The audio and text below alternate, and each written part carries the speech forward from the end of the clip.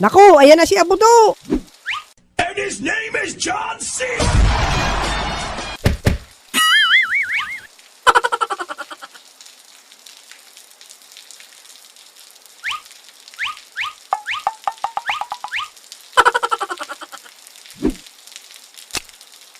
Naku, sorry Lex. Bogart. Bakit nyo kasi ako iniwan? Ayan tuloy, pare-pares tayong babalik.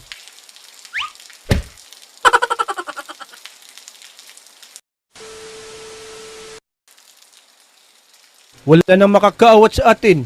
Kahit pa bumagyo pa ng malakas yan. Walwal na to mga pre. Oo nga pre, walang baha-baha sa atin. May inumin nga, mga pre, pero wala namang pulutan. Paano ako mabubusugnan? Ay, malalasing pala. Andito ka na naman, kumpo. Tingnan mo nga bahay mo dun, baka lubog na. Hindi lulubog yun pre.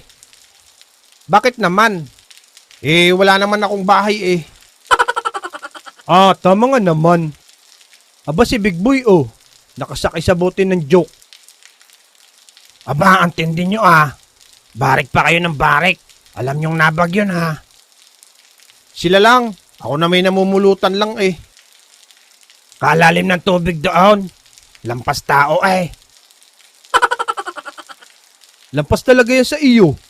Hanggang tuhod nga lang namin eh. Wag na kayong mag-iinom. Masama yan sa kalusugan. Teka nga Pugi. Siyatan mo nga ako ng isa. At ako'y nilalamig na.